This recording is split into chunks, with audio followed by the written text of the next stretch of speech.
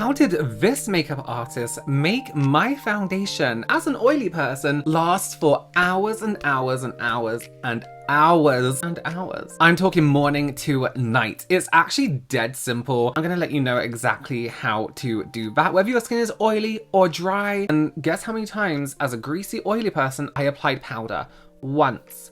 One time. He didn't even apply powder to my face. Anyway, let's get into it. If this is your first time here, my name is Robert. I'm a professional makeup artist here on YouTube and also in real life, and it's my goal to help you become a pro yourself, or just somebody who knows their stuff and is really good with makeup. Please do consider subscribing if you haven't already. Give this video a thumbs up and let's talk about this miracle.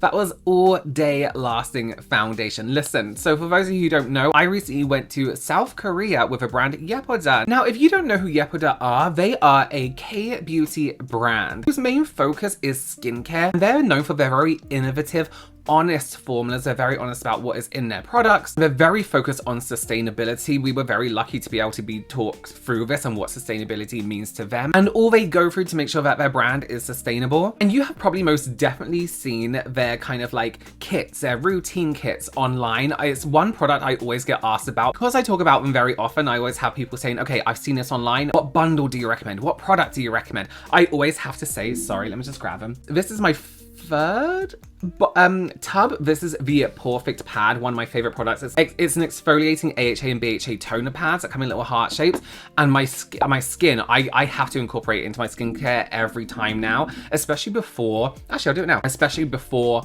foundation, just to get, and we'll talk about that more later. Anyway, oh, sorry, I'm getting excited about product. Okay, so let's get into it. Story time. Listen, so the brand Yepoda took us to South Korea. Very lucky to have gone twice in a 1 year, but this was a completely different experience, and we had a really great time. We got to explore the factory, we got to explore different areas of Seoul. It was so beautiful. I'm just taking one of the Perfect Pads and I'm going around the areas where my skin is troublesome, let's say. So maybe a little bit drier around the nose here. I'm just lightly rubbing on those areas. I'm using the texture side first. I'm going right under my nose. Does anyone else forget under their nose here? I'm going up on the forehead. My skin has just become so even. I'm almost afraid to show you. Look how I'm using this toner pad at the moment, right? So my neck, maybe you can see it here. I've got like this darker like line around my neck, and I think it's because I've been using these toner pads for a good 4 months now. And when I use it, I forget to go further down and I use it like this. So I have all this kind of like uneven skin here and a more even skin above it. So I need to start taking it down into my neck. I'll do that in the evenings. And tapping the excess serum back into my skin. One of the days, I was really looking forward to this, and I had the best day, especially being a makeup artist myself, was this kind of K-beauty makeover, right? And we had our hair and makeup done in Jenny House, which is like a very famous salon where you can get your hair, your makeup, everything. You can get your colors done, all that kind of stuff. They were great. They were very accommodating. There was a lot of us. So I was really looking forward to having my makeup done because you think of K-beauty, you think of Korea, and you think of glowing glass skin, perfect skin almost. And I was thinking, how are they going to do my foundation? There must be some really extensive kind of routine, some kind of really extensive prep to make sure that my foundation looks as good as it does in that K-beauty way, right? So for me as an oily person, I prep my skin very simply. The little product I can use, the better. Because if you over apply skincare, sometimes your skin doesn't want all of that. It's like when we feed ourselves, right? If we order an extra large pizza because we're like, yeah, I'm so hungry. And then you eat half of it. You're like, I'm really full, but I'm gonna keep going anyway. And you keep eating and eating and eating. At some point, you're gonna throw up that food. That's a really gross analogy. Sorry, is analogy the right word? I could eat an extra large pizza without throwing up, but that's just a skill I have. It's the same with your skin. If you keep feeding your skin skincare, it's gonna start rejecting it and not absorbing it. So when you go to apply your foundation, you have this layer of skincare on your face, not going anywhere and not being of any benefit to you. So for me, a perfect base means perfectly prepped with the right amount of skincare for your skin type, and also what your skin is doing that day and how your skin is feeling that day. So in my mind, I was like, how are we gonna do this? Let me tell you, I was in that salon, they didn't powder my face at all. No setting spray, nothing like that, no primer, zero powder, no powder at all. So my makeup was complete at about 12:30 in the afternoon, and dinner was at 8 o'clock, 8:15 p.m. And my makeup was perfect. I have video footage. I filmed it all day because I just wanted to see how it sat on my skin, because I was very much like, oh, how strange, you know, no setting in any way. So here's exactly what was used on my face. She first started with the Mist Have Facial Mist. This contains hyaluronic acid and lavender. And again, if you're not into fragrance, the fragrance isn't lavender. It doesn't smell like that. It smells very clean, very fresh. Hyaluronic acid, aloe vera, ginseng, and some calming ingredients like green tea and lavender. So if your face is a little bit sensitive, if your skin is a little bit sensitive, this is a great hydrating mist to use throughout the day, on top of your foundation, under your foundation, before you do skincare. And that's exactly what the makeup artist did. The reason a spray like this is really good for under makeup is because it's going to instantly hydrate your skin. So once that sinks in, you can tell already how hydrated or how dehydrated your skin is by how your skin feels once it's dried down. My skin doesn't feel tight in this area when I move it with my fingers. It does feel a little bit dry in this area, so I know I'm really dehydrated in this area here around my nose. So now when it comes to adding moisture to my skin, I can go extra around that area. The next thing the makeup artist went in with, and this is actually the last step, but I do want to add an extra one for people who may be a little bit drier. The next step was the Make My Day cream. This is more of a richer moisturizer that has more of a lightweight, almost like lotion texture rather than a heavy cream texture. So it's going to give you a really great deep hydration, but it's not one of those, I don't want you to think like heavy, you know, old-fashioned rich creams that kind of hang around on the skin and feel like a mask on the skin. This is very quickly absorbing to the skin, very comfortable on my skin as an oily person. I didn't really take my own skincare to Korea. They actually sent us like travel sizes of all of these, so I used this for a whole week. Every morning, stunning, sat great under my makeup. It was incredible. I'm going to use one pump of this. One thing that's really exciting about being a makeup artist and having a makeup artist do your makeup or even your prep is just seeing what other people do, getting tips from other people and seeing their techniques as well. Sometimes as a makeup artist, or even just us as people, we get used to doing our makeup or doing certain things in our own way, and sometimes we kind of become immune to the fact that we could learn other things from other people. Now I'm just giving that like a gentle kind of push into those areas where I'm a little bit drier, a little bit more dehydrated, just to get some more hydration in there. Don't look at my nose. And that was the prep done. Now if you are a little bit drier and you need to hydrate your skin more than just this, and you're watching me do this and you're like, okay, no, I do need more moisture, I would recommend adding in a step like the Glow Hero, which is a really great, almost like serum-esque texture, but it's actually an oil and serum hybrid. But again, I don't want you to think oil and think of that oily texture or that oily formula. It's very, very lightweight. So you get the effectiveness of a serum and the ingredients of a serum and that like deep nourishing of an oil. And you can use that directly after your cream, or you can actually mix a few drops in your cream. So she left my skin for a good, I would say like 5 minutes. Just left it like this. My skin doesn't feel overly prepared. It doesn't feel like I'm dripping in skincare, which seems to be a bit of a trend nowadays, is using a lot of skincare before your makeup, which isn't necessary at all. Now for the really, really fun part. I'm going in with the Yepoda Dewy Day Foundation. This is a cushion foundation, like so. Sorry, it's a bit used, but I've been using it. I used it every day in Korea and I've just got back. I will clean this. Clean your sponges. I'm shade N2W in this one, depending on the time of year and how pale or how dark I am. And the cushion foundation itself actually contains niacinamide. So it's that ingredient that helps to like smooth out the skin, the texture of the skin, the surface of the skin. And this is kind of, again, like a skincare foundation hybrid. So it's gonna give you coverage, very natural coverage. It's beautiful. It's a really beautiful cushion foundation. So this is what I found really interesting. The makeup artist went into the cushion with a spatula and she pushed down quite a bit. I don't think this is necessary at all. And she applied thin layers, and it wasn't anything like you see online, people trying to be like aesthetically pleasing. She actually just went like this on my skin, like she was spreading like cream icing, buttercream icing on a cake. But I think what this gives a foundation a chance to do is kind of warm up to the skin.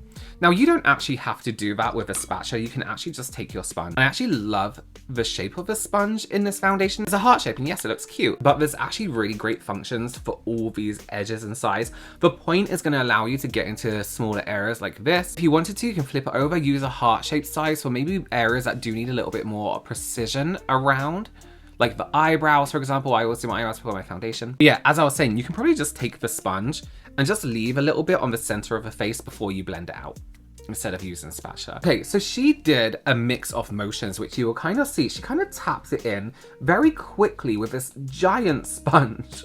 I tried to find that sponge. It's just a huge rectangle, and I kind of want one now she used it.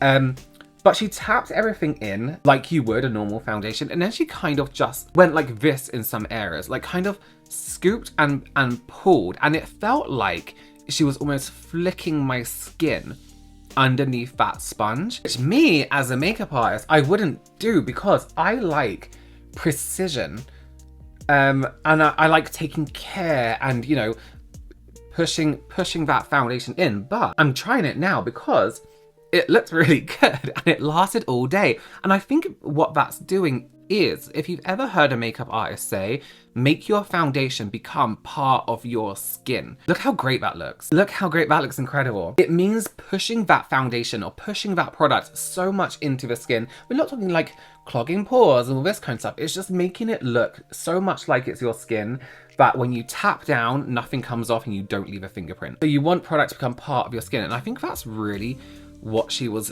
doing. And this is now my new favorite motion with a cushion foundation. And listen, I'm taking my time. Like I said, you can literally just whack it onto the head like this and then do these kind of motions. Now, I was a little bit worried about texture. I was like, oh my gosh, she's really going for it. My texture is going to be terrible. But what I noticed is in the areas where there is more texture, with that push down, that firm push, and then that kind of flick, it was kind of helping the texture. It was helping the foundation sit on those areas of my face that does have those open pores, that does have that more texture when it comes to dehydration. Those areas where I find my foundation may start to, let's say, loosen up a little bit more first, around the nose, look how great my skin is, the center of the forehead, that's where I'm using this method of pushing, and it's almost like a quick roll and lift. So push and roll and lift. I'm trying to compare it to something. This is a motion people do when they're cooking, right? I don't know because I don't cook. And now any areas where we need a little bit more coverage, like my cheeks, for example, I'm just gonna go over them gently and give it a good tap. On the bridge of my nose tends to be quite red. In any areas we have a little blemish, I'm just gonna use the point of the sponge. Let that sit there for a little bit. I just have a little bit of a blemish here. Let that sit. After this makeup artist did my base, I moved to another makeup artist to do my brows, my contour, my eyes. And there was just a bit of contour powder, that was it. There was no other form of powder going on. My skin does look a lot better now. I've been using a new pore stick from Yepoda to kind of like help out with the porous areas of my skin. So that does look a lot smoother than on the day of a makeover. As I said, this foundation was on my skin for hours and hours and hours and hours. And it did slightly transform throughout the day, of course. It didn't stay exactly like this. When it was first applied, it looked like this. Then it kind of went through this stage where it was a little bit matte. I don't know how. And then later on, my skin was a little bit more glowier, and it just sat so beautifully. I think I powdered around 4 o'clock. So I was like, okay, I'm starting to look a little bit oily rather than like glowy and shiny. But one powder throughout the day, as an oily person, are you kidding me? It was incredible. So that is the not so secret to making your foundation last an extra long time. You don't have to do this and this and this before your foundation. All you have to do is look after your skin and apply 2 or 3 products before you put your foundation on. I always say there are times that call for things like primers. There are times that call for extra help, but it's not all the time. Let's not overcomplicate everything. And I think that's what we get online a lot, is everything seems to be overcomplicated when it is just very, very simple, really. And that's what I learned from these makeup artists. I was like, it doesn't have to be crazy, especially with the application of a foundation, the application of all the other products.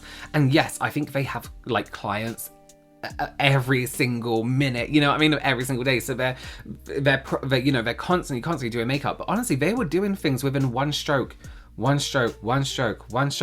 It was incredible. It was incredible to see. It was incredible to watch. But the simplicity of how my foundation was prepped with skincare products I was using anyway. I didn't do skincare that morning because I was like, if I'm going to do my skincare, this was the skincare I was using in the mornings anyway.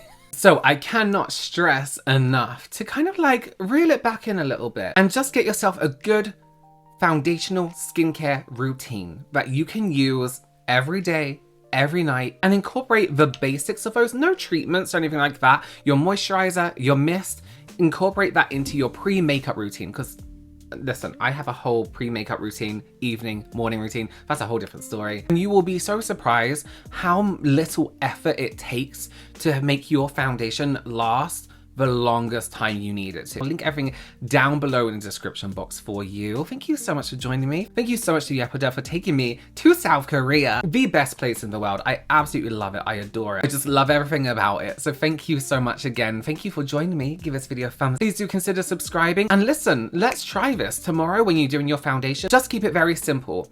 Take your mist, take your moisturizer, try that little flick method and see how it sits on the skin. Does a combination of products help? Absolutely. Let me know how you get on with that. Thank you so much for joining me and I'll see you again very soon. Bye.